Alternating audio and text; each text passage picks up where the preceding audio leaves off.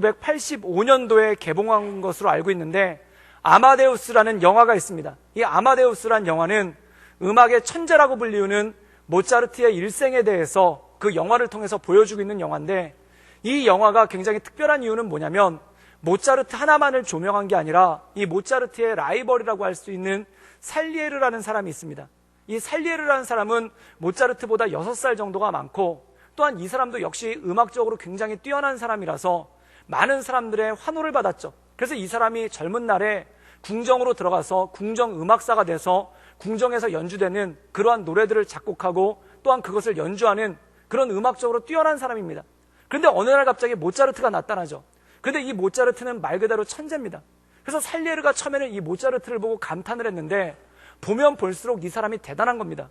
그리고 또 하나 느낀 게 하나가, 살리에르가 아무리 노력을 하고 또한 애써도 이 모차르트를 결코 따라잡을 수 없다라는 것에 이 사람이 절망을 하게 되죠. 왜냐하면 이 사람은 열심히 노력하고 밤새워서 작곡을 하는데 이 모차르트는 천재이기 때문에 그냥 대충대충 하는 것 같고 맨날 놀고 맨날 술 마시는 것 같은데, 그가 작곡해낸 곡들을 보면 너무나 아름답고 사람들의 마음을 빼앗는다는 것입니다. 그래서 이 살리에르가 나중에는 절망을 느껴서 이 모차르트에 대해서 질투를 하게 되고 또한 시기를 하게 되고 나중에 더 나가서는 그를 죽일 만큼 미워하는 그러한 미움의 자리까지 나가게 되는 그러한 모습이 영화에 생생히 나와 있습니다. 그런데 그 살리에르의 모습을 보면서 많은 사람들이 결코 미워할 수 없는 배역이다 라고 얘기를 합니다. 그 이유가 뭐냐면 우리도 동일하게 질투하는 마음이 있고 또한 우리도 동일하게 시기하는 마음이 누구나에게 다 있기 때문에 그렇다는 것이죠. 그래서 어떤 사람은 이 시기와 질투하는 마음을 적극적으로 표현하기도 하고 또한 어떤 사람은 표현하지 않고 마음속에 숨기고 있지만 모든 사람의 마음 가운데는 시기하고 질투하는 마음이 반드시 있다는 것입니다. 그렇다면 사람은 어떤 사람을 시기하고 질투하는가? 우리가 흔히 생각할 때 뛰어난 사람을 질투하는 게 아닙니다. 예를 들어서 반에서 30등 하는 학생은 절대 반 1등을 질투하지 않습니다. 그냥 그에 대해서 감탄하고 부러워할 뿐이지 그에 대해서 이를 갈고 질투하거나 시기하지는 않습니다. 그럼 30등은 누구를 질투하냐면은 29등을 질투합니다. 그래서 나름대로 그들 세계도 되게 치열합니다. 그게 뭐냐면 1등은 2등과 서로 경쟁하는 거고 29등은 30등과 경쟁하는 겁니다. 근데 1등과 2등의 경쟁은 사람들 눈에 띄기 때문에 많은 사람들이 주목하기도 하고 또한 그 사람들에 대해서 어떻게 경쟁하나 잘 지켜보기도 하지만 이 29등과 30등의 경쟁은 아무도 주목하지 않고 아무도 쳐다보지 않습니다. 그러나 그럼에도 불구하고 그들 나름대로 치열함이 있고 또한 그들 나름대로 굉장히 뜨겁게 경쟁하는 그러한 모습이 있죠. 그래서 2등은 1등을 바라보면서 시기와 질투하는 마음을 가지고 있고 또한 30등은 29등을 바라보면서 시기하고 질투하는 마음을 동일하게 가지고 있다는 것입니다. 그래서 이 시기와 질투는 그 사람의 능력이 뛰어나지 않고의 문제가 아니라 이 세상을 살아가는 모든 사람에게 있어서 그 시기와 질투의 마음은 모두가 품고 있는 마음이라는 거죠. 그런데 중요한 건 뭐냐면 모든 사람들이 이 시기와 질투의 마음을 가지고 있다 보니까 나만 가지고 있는 것도 아니고 남도 가지고 있고 그러다 보니까 일반화시키더라는 겁니다. 그래서 사람이 살아가면서 뭐 시기할 수도 있지, 질투할 수도 있지 라고 얘기를 해서 자신이 시기하고 질투하는 것에 대해서 그렇게 심각하게 생각하지를 않는다는 것입니다. 그리고 오히려 그 시기와 질투를 더 적극적으로 드러내는 그러한 사람들도 있더라는 겁니다.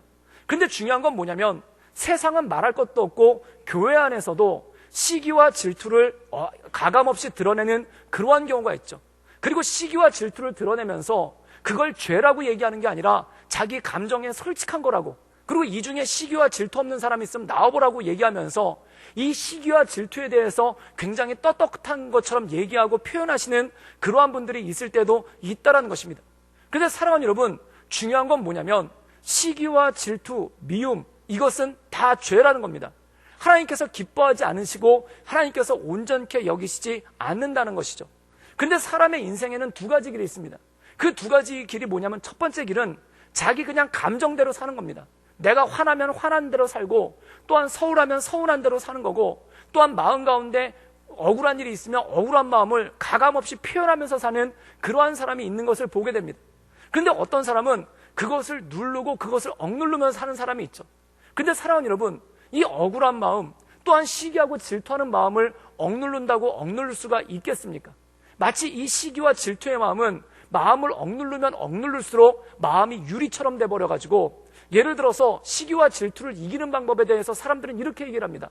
어떻게 얘기하냐면은 다른 사람 신경 안 쓰면 된다. 그런데 다른 사람을 신경 안 쓸 수가 있겠습니까? 그럼 아예 신경을 안 쓰려고 다른 사람 근처를 안 가는 경우가 있죠.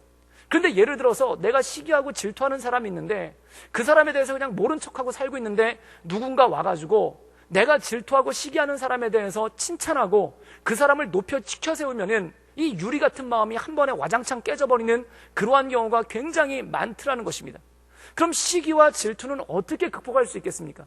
그런데 성경 말씀에 보면은 이 시기와 질투를 극복해낸 그러한 믿음의 사람들이 있는 것을 보게 됩니다. 성경에 보면은 요나단이라는 사람이 있죠. 이 요나단이라는 사람은 너무나 잘 알듯이 이스라엘의 첫 번째 왕인 사울 왕의 아들입니다. 그리고 이 당시에 사울 왕의 나이가 60이 훨씬 넘었고 또한 요나단의 나이가 40이 넘었어요. 즉 다시 말해서 얼마 안 있으면은 요나단이 왕이 될 가능성이 굉장히 많았다는 것입니다. 그리고 그 당시 사회 통념에 따라서 왕의 첫 번째 아들이 왕이 되는 것은 당연한 거 아니겠습니까? 그러면 이 요나단이라는 사람은 왕위 계승 서열 1순위입니다.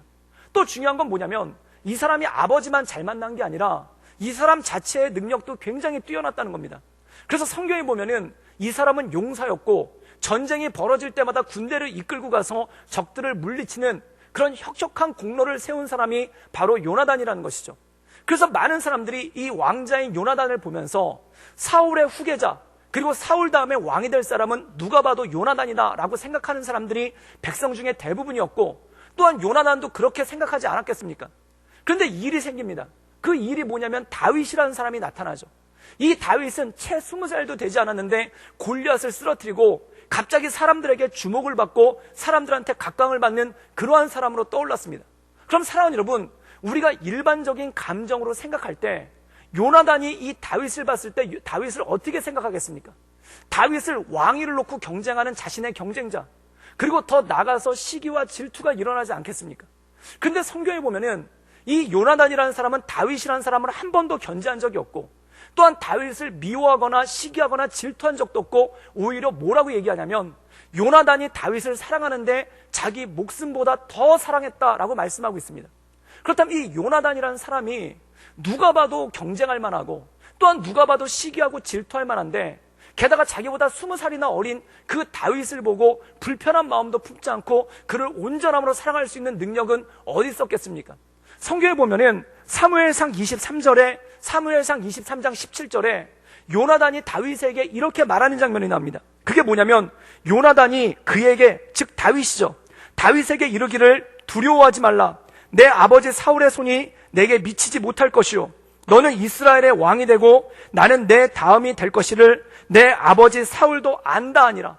오늘 말씀 가운데 보면은 이 쫓기고 있는 자기 아버지한테 쫓기고 있는 다윗을 위로하면서 우리 아버지가 너를 어떻게 하지 못할 것이다 라고 위로를 합니다. 그리고 뭐라고 얘기를 하냐면은 너는 이스라엘의 왕이 될 것이고 나는 그 다음이 될 것이다 라고 얘기합니다.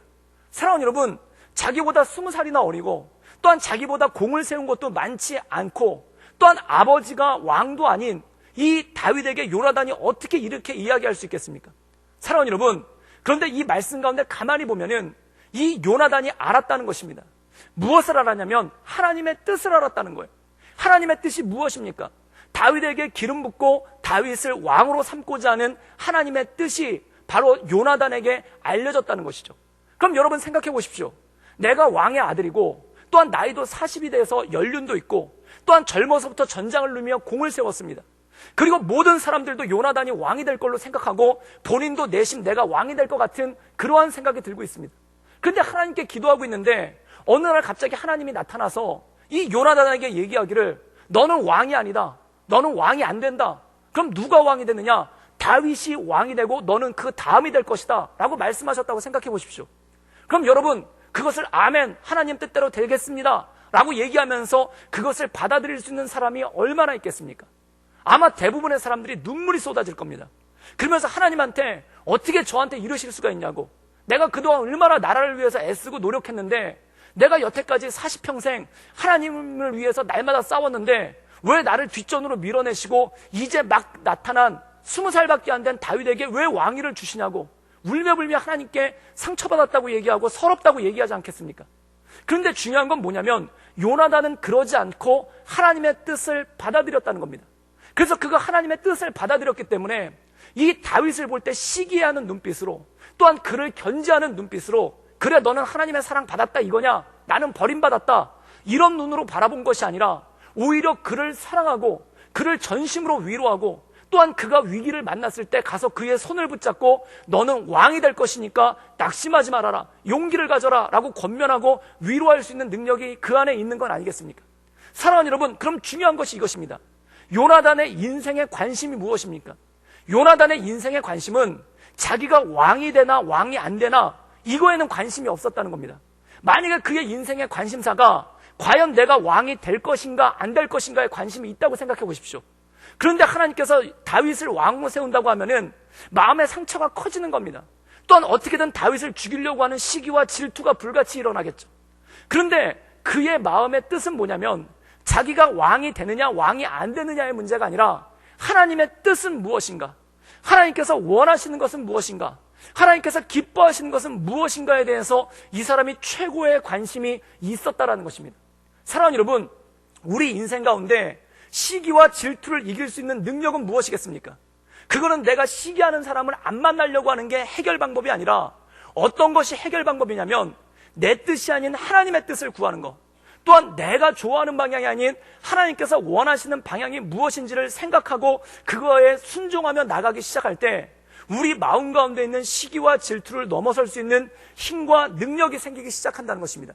사랑하는 여러분, 저는 저와 우리 교회 모든 성도들에게 하나님의 은혜로 말미암아 시기와 질투를 이길 수 있는 힘과 능력이 있기를 주님의 이름으로 축원합니다. 그럼 이것을 어떻게 이길 수 있는가? 바로 하나님께서 무엇을 원하시는가? 하나님께서 무엇을 기뻐하시는가? 하나님의 뜻이 무엇인가를 바라볼 때 그것을 이길 수 있는 능력이 생긴다는 것이죠. 그런데 오늘 말씀 가운데 보면은 이 시기와 질투를 이겨낸 사람이 한 사람 더 등장합니다. 그가 누구냐면 바로 사도 바울이라는 것이죠. 그런데 좀 더 정확하게 얘기하면은 사도 바울이 누군가를 시기하고 질투했다기보다는 이 사도 바울을 시기하고 질투하는 무리들이 있는데 그들에게 마음을 뺏기지 않고, 또한 그들에게 분노하지 않고, 또한 그들에게 견제하려고 하지 않고 오직 하나님의 영광만을 위해서 달려갔던 바로 사도 바울의 모습이 오늘 말씀 가운데 나온다는 것입니다. 우리 함께 빌립보서 1장 20절에서 21절까지의 말씀을 다 같이 함께 읽도록 하겠습니다. 우리 다 같이 읽겠습니다. 시작. 나의 간절한 기대와 소망을 따라 아무 일에든지 부끄러워하지 아니하고 지금도 전과 같이 온전히 담대하여 살든지 죽든지 내 몸에 그리스도가 존귀하게 되게 하려 하나니 있는 내게 사는 것이 그리스도니 죽는 것도 유익함이라. 오늘 말씀 가운데 보면은 이 사도 바울의 인생의 목적이 있습니다. 이 사도 바울의 인생의 핵심 가치가 있다는 거죠. 그럼 이 사도 바울의 인생의 핵심 가치는 무엇입니까? 20절에 이렇게 말씀하고 있습니다. 살든지 죽든지 그리스도가 존귀하게 되는 것이다. 즉 내 인생 가운데 내 생명을 바쳐 원하는 것이 있다. 그것이 뭐냐면 그리스도가 내 삶을 통해 존귀하게 나타나는 것, 그것이 내가 간절히 원하는 바라는 거예요. 그리고 그는 이렇게 얘기합니다. 21절에 그리스도가 나를 통해 존귀하게만 될 수 있다면 내가 죽는 것도 유익하다라고 이렇게 이야기하고 있습니다. 사랑하는 여러분, 그럼 사도 바울이 이렇게 이야기하게 된 배경은 무엇이겠습니까? 우리가 잘 알고 있듯이 이 빌립보서는 사도 바울이 로마에 있는 감옥에서 쓴 서신서가 바로 이 빌립보서입니다. 사랑하는 여러분, 사도 바울은 전 세계를 돌아다니면서 그리고 많은 도시들을 다니면서 복음을 전하고 전도하고 그리고 교회를 세웠던 인물이 바로 사도 바울이죠. 근데 이 사람이 감옥에 갇히게 되니까 더 이상 다니면서 복음을 전할 수가 없었더라는 것입니다. 근데 사도 바울이 감옥에 갇혀서 복음을 전하지 못하니까 교회 가운데 두 종류의 사람들이 생기기 시작했다는 겁니다. 우리 그것에 대해서 빌립보서 1장 14절의 말씀을 읽도록 하겠습니다. 우리 빌립보서 1장 14절의 말씀을 자막을 통해서 읽겠습니다. 시작. 형제 중 다수가 나의 매임으로 말미암아 주 안에서 신뢰함으로 겁없이 하나님의 말씀을 더욱 담대히 전하게 되었느니라. 오늘 말씀 가운데 보면은 나의 매임으로 말미암아, 즉 사도 바울이 감옥에 갇혔는데 사도 바울이 감옥에 갇히니까 어떤 일이 생기냐면은 하나님의 말씀을 더욱 담대하게 전했다는 겁니다. 누가 담대하게 전했는가? 교회 성도들이 그리고 교회 형제들이 사도 바울의 감옥에 갇혔는데 더욱더 담대하게 주의 복음을 전했다는 겁니다. 그럼 그들이 주의 복음을 전한 이유가 무엇인가? 그 이유가 두 가지라는 거예요. 우리 함께 빌립보서 1장 15절 말씀을 우리 자막을 통해 다 같이 읽겠습니다. 시작. 어떤 이들은 투기와 분쟁으로, 어떤 이들은 착한 뜻으로 그리스도를 전파하니. 복음을 전하는데 사도 바울이 감옥에 갇히니까 교회 성도들이 더 열심히 복음을 전하는데 그 이유가 무엇인가?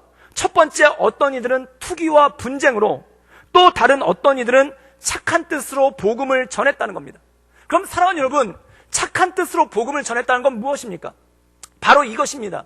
사도 바울이 감옥에 갇히니까 사도 바울을 사랑하는 사람들이 안타까운 거예요. 그래서 사도 바울이 감옥에 갇힌 모습을 보고 그 사도 바울을 사랑하는 사람들이 어떻게 행동을 했냐면, 사도 바울이 감옥에 갇혀서 더 이상 복음을 전하지 못하니까 우리가 이 사도 바울의 뜻을 이어받아 우리가 더 열심히 복음을 전하자. 그래서 열심을 가지고 사도 바울을 사랑하는 마음으로 복음을 전하는 사람들이 있었다는 겁니다. 그런데 또 어떤 사람들이 있었냐면은 투기와 분쟁으로 복음을 전하는 사람들이 있었다는 거예요. 이 뜻은 뭐냐면 사도 바울을 사랑하는 사람만 있는 게 아니라 사도 바울을 미워하고 싫어하고 또한 사도 바울에 대해서 반감을 가지고 있었던 사람이 있었다는 겁니다. 그런데 그들은 뭐라고 주장을 했냐면 초대교회가 이렇게 부흥한 게 사도 바울 때문이 아니라는 거예요. 즉 이들은 뭘 증명하고 싶었냐면 사도 바울이 없어도 복음이 더 많이 전파된다는 거, 또한 사도 바울이 없어도 교회가 더 성장할 수 있다는 거, 이거를 보여주고 싶었다는 겁니다. 그래서 그들은 투기와 분쟁으로 복음을 전했는데 그 뜻이 뭐냐면 사도 바울 없어도, 사도 바울 같은 사람들 없어도 우리 교회는 아무 문제 없다, 이것을 보여주고 싶어서 오히려 사도 바울이 없으니까 교회가 더 부흥하더라, 이것을 보여주고 싶어가지고 더 적극적으로 복음을 전했다는 것입니다. 그래서 사도 바울은 이것에 대해서 뭐라고 얘기를 하고 있냐면 빌립보서 1장 16절에서 17절의 말씀을 읽겠습니다. 우리 다 함께 읽겠습니다. 시작. 이들은 내가 복음을 변증하기 위하여 세움을 받은 줄 알고 사랑으로 하나 그들은 나의 매임이 괴로움을 더하게 할 줄 생각하여 순수하지 못하게 다툼으로 그리스도를 전파하느니라. 오늘 말씀 가운데 보면은 복음을 열심히 전하는데 그 중에 일부는 사도 바울을 사랑하는 마음으로, 또한 그 중에 일부는 사도 바울을 미워하고 싫어하는 마음으로 사도 바울에게 낙심을 주려고 복음을 열심히 전파를 했다라는 것입니다. 사랑하는 여러분, 이것은 마치 뭐와 똑같냐면, 예를 들자면 어떤 교회를 섬기고 있는 목사님이 있는데 이 목사님이 몸이 아파서 병원에 입원을 한 거예요. 그러니까 성도들 가운데 두 가지 종류가 생기더라는 겁니다. 그게 뭐냐면, 한 종류는 우리 목사님이 편찮으시니까 마음 쓰시지 않도록, 교회 일에 마음 쓰시지 않도록 우리가 교회를 더 열심히 해야 되겠다, 그래서 최선을 다해서 새벽 예배도 나오고 또한 최선을 다해서 교회를 섬기는, 사랑하는 마음으로 섬기는 사람이 있는 반면, 또 어떤 사람들은 어떤 마음으로 하냐면 우리 목사님 없어도 교회가 더 부흥하는 걸 보여주자, 차라리 목사님이 없으니까 교회가 더 성장한다는 걸 좀 보여주자, 그래서 싫어하고 미워하는 마음으로 더 열심히 하는 경우가 있더라는 것입니다. 그런데 오늘 말씀 가운데 보면은 사도 바울이 그것에 대해서 얘기한다는 거예요. 내가 감옥에 갇히니까 지금 성도들이 열심히 복음을 전하는데 한쪽은 나를 미워하는 마음으로, 한쪽은 나를 사랑하는 마음으로 한다는 것입니다. 근데 사도 바울은 놀랍게 이렇게 고백하고 있습니다. 우리 함께 빌립보서 1장 18절의 말씀을 읽도록 하겠습니다. 우리 다 같이 읽겠습니다. 시작. 그러면 무엇이냐? 거치대로 하냐 참으로 하나 무든 방도로 하든지 전파된 것은 그리스도니 이로써 나는 기뻐하고 또한 기뻐하리라. 사랑하는 여러분, 이 말씀 가운데 보면 사도 바울의 기쁨이 나옵니다. 근데 그가 얼마나 기뻤냐면 내가 기뻐하고 또 기뻐하리로다 라고 얘기하고 있습니다. 그럼 왜 기쁜가? 우리가 흔히 생각할 때 우리의 일반적인 기쁨은 무엇입니까? 누군가 나를 사랑하고 인정하고 칭찬하면은 기쁨이 넘쳐요. 그런데 누군가 나를 미워하고 싫어하고 반감을 가지고 있으면 마음 가운데 낙심이 되고 화가 나지 않습니까? 그럼 사도 바울이 감옥에 갇혀 있는데 두 종류의 사람들이, 하나는 사랑하는 마음으로, 하나는 미워하는 마음으로 복음을 전한다는 겁니다. 그런데 사도 바울의 기쁨의 기준이 뭐냐면 너희들이 나를 사랑하거나 또한 너희들이 나를 미워하는 것이 내 기쁨의 기준이 아니라는 것입니다. 그럼 이 사람의 기쁨의 기준은 뭐냐면 그리스도의 복음이 전파되는 것, 그리스도가 영광 받으시는 것, 하나님의 나라가 선포되는 것이 그의 기쁨이라는 것입니다. 즉 복음을 전하는데 나를 사랑하는 마음으로 전하든지 나를 미워하는 마음으로 전하든지 이건 중요하지 않다. 그럼 무엇이 중요하느냐? 하나님의 말씀이 전파되는 것, 또한 그리스도가 전파되는 게 내 인생 가운데는 중요하다는 것입니다. 그래서 내가 들은 소식이 성도들이 나를 좋아하느냐 싫어하느냐 이 소식이 중요한 게 아니라 하나님의 복음이 전파되느냐 전파되지 않느냐 이것이 중요한데, 하나님의 복음이 전파된다 하니까 내가 기뻐하고 또한 더 기뻐한다라는 말씀이 이 말씀 가운데 있더라는 것입니다. 사랑하는 여러분, 사람이 내가 중심이 되면 기쁨이 어디서 옵니까? 누군가 나를 사랑하면 기쁨이 오는 것이고, 누군가 나를 사랑하지 않으면 절망이 오는 거예요. 그런데 사도 바울은 내가 기준이 아니라 하나님이 기준이 되고 하나님의 영광이 기준이 되더라는 겁니다. 하나님의 영광이 기준이 되니까 나와 상관없이 사람들이 나를 미워하던 말던 그것은 아무 상관이 없이 오직 그리스도의 복음이 전파되는 것, 그 한 가지 때문에 기뻐하고 또한 기뻐한다는 것입니다. 사랑하는 여러분, 우리가 교회를 섬기며 하나님의 일들을 감당하며 이 사도 바울의 기쁨이 우리의 기쁨이 될 수 있기를 주님의 이름으로 축원합니다. 사랑하는 여러분, 이 요나단이 다윗을 사랑할 수 있었던 이유가 무엇입니까? 그의 인생의 기준이 내가 왕이 되나 왕이 안 되나 이건 중요한 게 아니라는 겁니다. 그럼 이스라엘 나라를 동안 하나님의 뜻이 무엇인가? 하나님의 뜻을 강구하다 보니까 그가 다윗을 전심으로 사랑하는 이유가 뭐냐면 하나님이 다윗을 쓰시겠구나, 또한 하나님께서 다윗을 통해 하나님의 영광을 드러내시구나, 그걸 보니까 다윗을 사랑하는 마음이 그의 마음 가운데 넘치더라는 것입니다. 사랑하는 여러분, 인생에 중요한 기준이 있습니다. 내가 중심이 되면 나를 좋아하는 사람을 보면 기쁘고 나를 싫어하는 사람을 보면 낙심이 될 것입니다.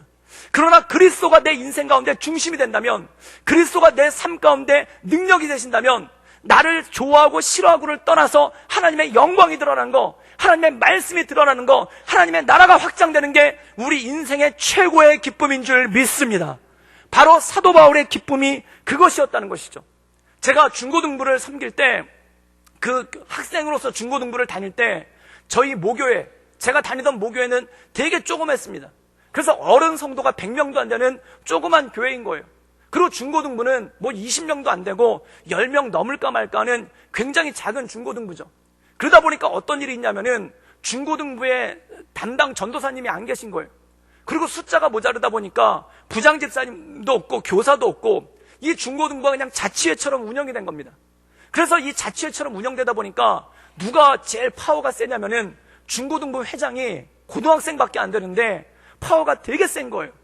그래서 이 중고등부 회장이 물론 예배 때는 가끔 이렇게 목사님이 오셔가지고 담임 목사님이 오셔서 말씀도 전하지만 담임 목사님이 바빠서 못 오시면은 중고등부 회장이 말씀 비슷한 것도 전할 때가 있고, 또한 어떤 일이 생기냐면은 그 담임 목사님이 예배만 드리고 가시니까 이 중고등부 운영에 대해서는 그 회장이 다 아는 거예요. 그러니까 회장 파워가 나름 셌습니다. 근데 중요한 게 뭐냐면 그 회장을 제가 3년을 했다는 거예요. 고등학교 내내 했다는 거예요. 근데 그 이유가 뭐냐면 제가 성령 충만하고 영성이 뛰어나고 리더십이 뛰어나서 했으면 얼마나 좋겠습니까? 그런데 어떻게 했냐면 그 10명 남짓한 공동체에 우리 친척이 되게 많은 거예요. 그래서 우리 누나 친구, 그 다음에 우리 사촌형 친구, 사촌 누나 친구, 이렇게 하다 보니까 이 회장 선거를 할 때 투표만 하면 제가 기본적으로 7표를 깔고 가는 거예요. 그러니까 10명 남짓한 중고등부에서 7표를 깔고 가니까 누가 저를 이기겠습니까? 그래서 제가 3년 내내 회장을 한 거예요. 그리고 제 친구, 저랑 같이 다니던 친구 하나가 있는데 걔는 가족이 없는 관계로 항상 표에서 모자라가지고 걔는 항상 총무를 했어요.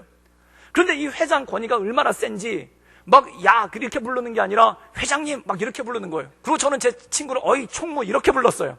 그래서 정말 총무를 몸종 부리듯이 부렸죠. 그래서 야 가서 주보 복사해와. 그럼 총무가 네. 그리고 가가지고 막 주보도 복사해오고, 야 가서 간식 사와. 그럼 네. 그리고 간식도 사오고 그랬어요. 그런데 이렇게 지내다가 고등학교 3학년이 끝나고 대학을 가야 되는데 저는 대학을 떨어져서 재수를 하고 제 친구는 대학을 들어간 겁니다. 근데 얘가 대학을 가더니 어떤 신기한 선교단체를 들어갔는데 그 선교단체 들어가지고 뭘 되게 많이 배워가지고 온 거예요. 그래서 교회 오더니 뭐 CBS를 해야 된다, 뭘 해야 된다 그러는데 저는 술은 처음 듣는 얘기만 하고 있는 거예요. 그러니까 얘가 와가지고 막 그렇게 하고, 또한 저희가 고등학교를 졸업한 다음에 중고등부를 사랑하는 마음으로 중고등부 선생님이 돼가지고 섬겼어요. 교사가 돼서 섬겼어요. 그리고 제가 그때 재수하는 와중에도 그렇게 섬긴 거예요. 그런데 이 친구가 선교단체 다니면서 막 여러 가지 신기한 프로그램에 대해서 얘기를 하니까 담임 목사님이 그 얘기를 듣고 이번 여름 수련회는 암흑의 선생님이 한번 총감독으로 디렉터로 준비해 보십시오 라고 한 거예요. 그리고 제가 졸지에 총무가 됐어요. 그랬더니 이 회장의 권한이 얼마나 무서운지 걔가 저를 보고 야 가서 핸드북 복사해 와. 그럼 제가 네. 그리고 가서 복사를 해온 거예요. 근데 문제가 뭐냐면 마음이 안 편한 거예요. 마음이 심히 불편한 거예요. 왜냐하면 3년 동안 제가 걔한테 야 막 그랬는데 이게 바뀌어가지고 제가 대학도 떨어져서 마음도 안 좋은데 걔가 저한테 야 막 이러니까 마음이 심히 안 좋은 거예요. 그래가지고 걔가 수련회를 앞두고 저한테 이것저것 시키는데 마음이 심히 안 좋다 보니까 물론 기도에도 참석하고 회의도 참석하고 되게 열심히 했죠. 그런데 되게 열심히 했는데 그 마음 밑바탕에 그 마음을 하나하나 덜쳐보니까 그 밑바탕에 어떤 마음이 깔려있냐면 이번 수련회가 좀 망했으면 좋겠다라는 마음이 간절하게 살짝 있는 거예요. 그러니까 마음에 가득 찬 것이 입 밖으로 나오지 않습니까? 또한 마음에 가득 찬 것이 행동으로 나오지 않습니까? 그러니까 어느 순간 가만히 보니까 제가 그 수련회 준비하는 걸 도와주는 게 아니라 어느 순간 슬슬 방해하기 시작하는 거예요. 그런데 여러분, 뭔가를 방해할 때 대놓고 방해하는 사람은 정말 지혜가 없는 사람입니다. 왜냐하면 누가 봐도 다 뻔해요. 지금 방해하고 있구나. 되게 싫어하고 있구나. 되게 시기하고 질투하고 있구나. 이게 눈에 딱 보여요. 근데 지혜롭게 방해하는 방법이 있어요. 그게 뭐냐면 시키면은 말만 하고 안 하는 거예요. 야 이것 좀 해. 그러면 알았어. 그러고 안 해요. 이것 좀 해. 그럼 네. 그러고 또 안 해요. 시간만 차일피일 끼는 거예요. 그럼 뭐 리더가 마음이 답답하겠죠. 또 어떤 게 있냐면 어떤 의견이 나올 때마다 그 의견을 조금씩 비틀어주는 거예요. 그래서 예를 들어서 우리 수련회 가서 물놀이 합시다. 그러면 물놀이가 좋긴 한데 애들이 물에 빠질까 봐. 그럼 산에 갑시다. 산이 좋긴 한데 산에 뱀이 있어서. 그럼 실내에서 놉시다. 실내가 좋긴 한데 에어컨이 없어서. 그럼 운동장에서 놉시다. 좋긴 한데 해가 쨍쨍해서 애들이 일사병 들까 봐. 이러면서 싹싹 비틀어버리니까 뭐 되는 게 없죠.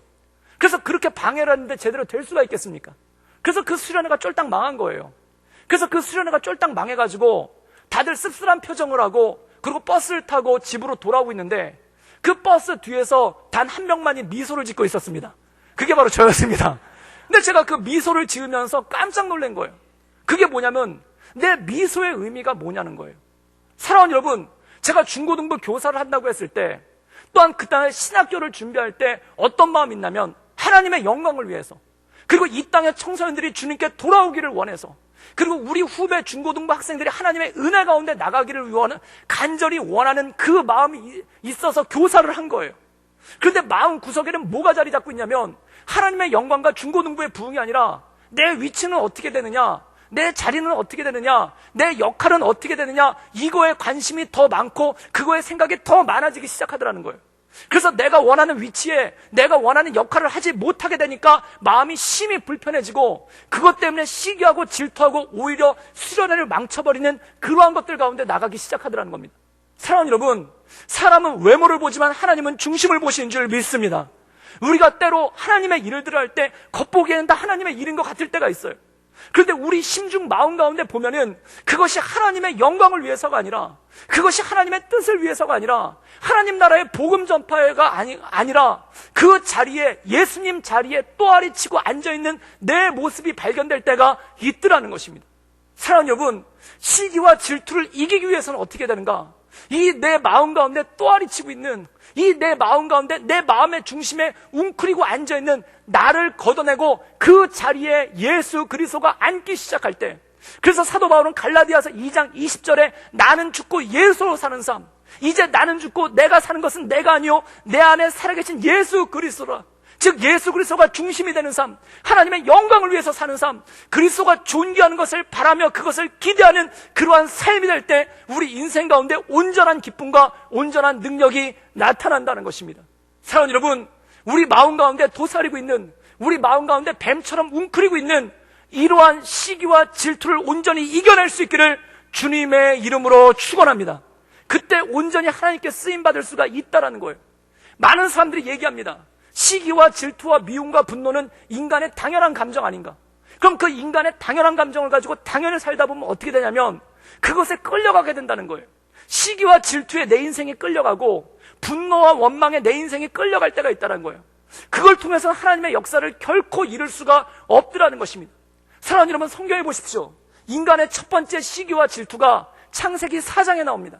창세기 4장에 보면은 이 가인과 아벨이 하나님 앞에 제사를 지내는데 하나님께서 아벨의 제사는 받으셨는데 가인의 제사는 안 받은 거예요.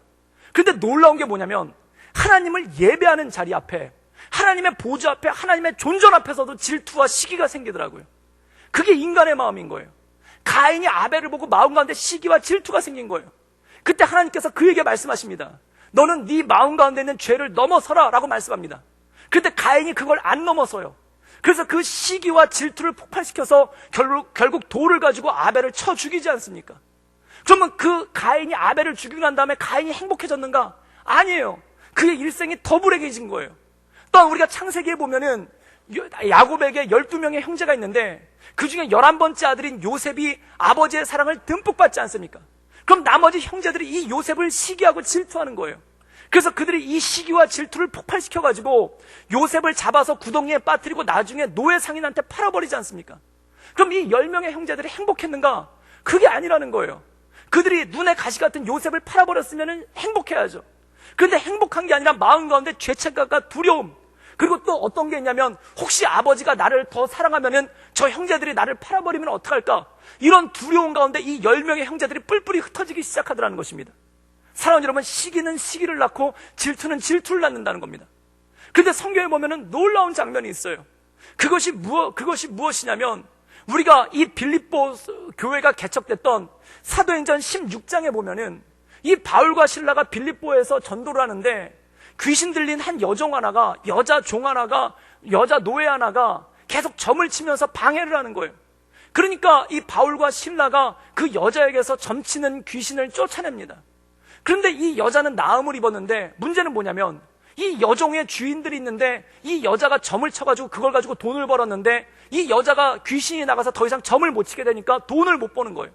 그래서 이 사람들이 어떻게 했냐면 바울과 실라를 고소를 해버리지 않습니까?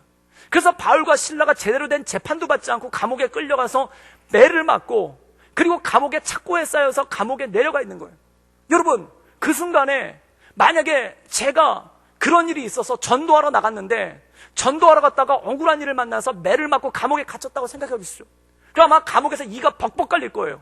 뭐가 이가 갈리겠습니까? 나를 억울하게 감옥에 집어넣은 사람들, 내가 아무 잘못도 없는데 나를 모함해가지고 감옥에 집어넣은 사람들에 대해서 이가 갈리지 않겠습니까?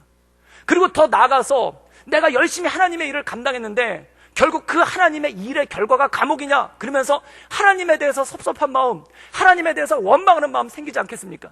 또한 제가 저의 인격과 모든 것을 미루어 볼 때 바울은 혼자 갇힌 게 아니라 실라랑 같이 갇혔어요. 제가 만약에 예를 들어서 우리 교회 목사님들이나 또는 우리 교회 전도사님들이랑 같이 전도를 하다가 그런 일을 당해서 감옥에 갇혔어 봐요.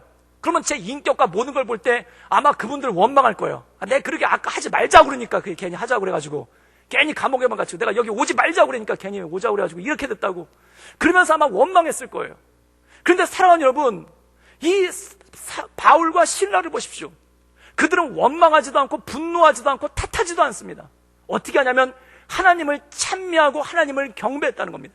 그때 어떤 일이 벌어집니까? 기적이 벌어지는 거예요. 기적이 벌어져서 무덤이 깨어지고 그 감옥이 깨어지고 거기 있던 모든 사람들이 이 나음을 입고 거기 있던 모든 사람들이 예수님을 믿게 되는 놀라운 기적이 나타나지 않습니까? 사랑하는 여러분, 원망과 불평을 넘어서서 하나님께 기도하며 찬양하며 나갈 때 하나님의 역사가 우리 삶 가운데 일어나는 줄 믿습니다. 성경에 보면 또 나오는 게 있어요. 열왕기 하에 보면은 이 아람의 군대 장관인 나아만이라는 사람이 있습니다. 이 아람은 그 당시에 이 이스라엘 근처에 있는 나라 중에 최강국이었죠. 그 나라의 2인자인 거예요. 그런데 이 사람이 한센병, 문둥병이 걸렸어요. 그래가지고 어떻게 하면 치료를 받는가? 그랬더니 누군가 와서 이스라엘 땅에 가서 엘리사에게 가보면 나음을 받을 수도 있다. 그래서 이 사람이 자기 군대를 이끌고 이 엘리사의 집 앞으로 갑니다.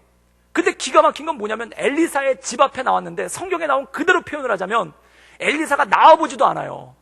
이 나라의 제2인자, 그 강대국의 제2인자가 문 앞에 왔는데 나와보지도 않아요. 그리고 나와보지도 않고 누구를 보내냐면 자기 하인을 보냅니다. 그리고 자기 하인을 보내서 뭐라고 얘기를 하냐면은 요단강에 가가지고 7번 몸을 씻으라고 얘기를 해요. 그때 이 나아만이 분노가 폭발합니다. 그 분노가 폭발한 첫 번째 이유가 뭐냐면 엘리사의 태도 때문에 분노가 폭발한 거예요. 그래서 성경에 나와 있는 그대로 표현을 쓰자면 내가 그의 집 앞에 왔으면 선지자가 나와가지고 내 환부에 손을 대고 흔들면서 기도해줘야 되는 거 아니냐. 그런데 엘리사가 코빼기도 안 보이고 자기 하인을 내보냈다는 거예요. 이 엘리사의 태도에 이 사람이 분이 넘쳐난 거예요.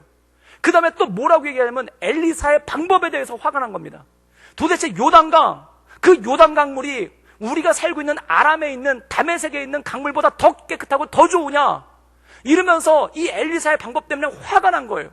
여러분, 성경에 보면은 그가 화가 나서 뭐라고 얘기를 하냐면은 내가 화가 나서 돌아가야겠다라고 얘기합니다. 제가 볼 때는 이 나아만 장군의 지위와 위치로 봐서 화가 났는데 돌아가는 것만 해도 엄청나게 참은 거예요. 아마 웬만했으면 집에다 불 지르고 엘리사랑 다 죽였을 거예요. 그런데 이 사람이 분이 났는데 그 분을 삭혀가지고 결정한 게 뭐냐면 돌아가자. 그래서 분이 나서 돌아가는 거예요. 그때 이 나아만 장군의 부하들이 와가지고 그를 붙잡고 얘기합니다. 믿져야 본절 아닙니까? 이 요단강에 들어가나 봅시다. 그래가지고 이 나아만이 그 분을 가리키고 순종하는 마음으로 요단강에 갔을 때 어떤 일이 생기는가? 기적이 나오는 거 아닙니까? 사랑하는 여러분, 만약에 나아만이 분이 넘쳐가지고 돌아가자 그래서 돌아가 보십시오. 그리고 그냥 안 돌아가고 그냥은 못 돌아가지, 그래서 이 이스라엘 성읍에 불을 지르고 돌아갔다고 생각해 보십시오. 그럼 그걸로 속은 좀 풀리겠죠. 그걸로 속은 좀 시원하겠죠. 그런데 해결되는 건 아무것도 없다라는 겁니다. 사랑하는 여러분, 그런데 그가 분이 나고 화가 남에도 불구하고 그 마음을 내려놓고 하나님 말씀 가운데 순종했을 때 하나님의 역사와 기적이 일어난 줄 믿습니다. 하나님의 역사는 그것입니다. 사랑하는 여러분, 우리가 살다 보면 시기와 질투가 일어날 때가 있어요. 또한 우리가 살다 보면 원망과 불평이 나올 때도 있어요. 또한 우리가 살다 보면 마음에 분이 생기고 섭섭할 때도 있어요. 그런데 그거를 넘어서지 않고 그렇게 살면은 그냥 그렇게 사는 겁니다. 그 이상 아무것도 생기지 않아요. 내 인생 가운데 시기하고 질투하는 것만큼, 또한 화내고 분내는 것만큼, 원망하고 불평하는 것만큼 그 이상 아무것도 생기지 않고 그냥 그럭저럭 산다는 겁니다. 그냥 늘 시기하고 원망하며, 늘 질투하고 분내며, 늘 섭섭해하고 원망하며 그냥 그렇게 사는 거라는 겁니다. 그런데 성경의 사람들의 특징은 무엇입니까? 그것을 넘어선 거예요. 그것을 넘어선 거예요. 어떻게 넘어섰는가? 하나님의 영광을 위해서 시기와 질투를 넘어서고, 또한 하나님의 말씀이 전파되는 것을 바라보며 시기와 질투를 넘어서고, 그리고 하나님의 영광을 위해서, 하나님을 찬양하기 위해서 원망과 불평을 넘어서고, 그리고 더 나아가서 순종함을 통해 분노와 섭섭함을 넘어서서 순종함을 통해 하나님의 역사를 이뤄내지 않습니까? 사랑하는 여러분, 하나님의 일은 그렇게 일어나는 것입니다. 사랑하는 여러분, 저는 우리 인생 가운데, 우리 삶 가운데 이러한 역사가 있기를 주님의 이름으로 축원합니다. 시기와 질투를 넘어 하나님의 영광을 향해 나아갈 때, 또한 원망과 불평을 넘어 하나님을 찬미하며 예배하며 나아갈 때, 또한 우리 인생 가운데 분노와 섭섭함을 넘어 하나님께 순종하며 나갈 때, 그때 하나님의 역사가 일어나고 하나님의 일이 일어난다는 거죠. 그리고 그것을 통해서 기뻐하고 또한 더 기뻐할 수 있는 능력이 우리 인생 가운데 생기기 시작한다는 것입니다. 사랑하는 여러분, 저는 우리 삶 가운데 이러한 놀라운 역사가 있기를 주님의 이름으로 축원합니다. 내 감정을 넘어서서, 내 죄악된 감정을 넘어서 하나님의 영광의 나라까지, 내 죄악된 감정을 넘어서서 하나님의 뜻까지, 내 죄악된 감정을 넘어서서 순종의 자리까지, 내 죄악된 감정을 넘어서서 하나님께서 기뻐하시는 삶의 자리까지 그리스도가 온전히 존귀하게 여김심을 받는 삶, 그것이 우리 인생의 비전과 그것을 우리 인생의 목표로 하여 날마다 하나님의 말씀 가운데 승리하며 나가는 우리 구독교회 모든 성도들 되기를 주님의 이름으로 축원합니다. 기도하시겠습니다. 늘 언제나 살아서 역사하신 주님, 우리 삶 가운데 주님만을 바라보며 하나님의 은혜 가운데 나가길 원합니다. 주님, 우리를 붙잡아 주시고 우리를 인도하시사 날마다 하나님의 영광 가운데 나갈 수 있도록 주여 도와주시고 주님 이끌어 주시옵소서. 세임을 더하시는 주님, 하나님 시기와 질투를 넘어 하나님의 영광의 자리까지, 또한 하나님 원망과 불평을 넘어서서 주님을 찬양하고 예배하는 자리까지, 또한 분노와 섭섭함을 넘어서서 하나님의 순종의 자리까지 우리가 온전함으로 나가게 하여 주시옵소서. 그리하여 하나님의 일이, 하나님의 역사가 우리 삶 가운데 온전함으로 나타나며 온전함으로 드러날 수 있기를 간구합니다. 주님 이끌어 주시옵소서. 주님께 모든 걸 부탁드리오며 살아서 역사하시는 주 예수 그리스도의 이름으로 감사하며 기도드리옵나이다. 아멘. 할렐루야.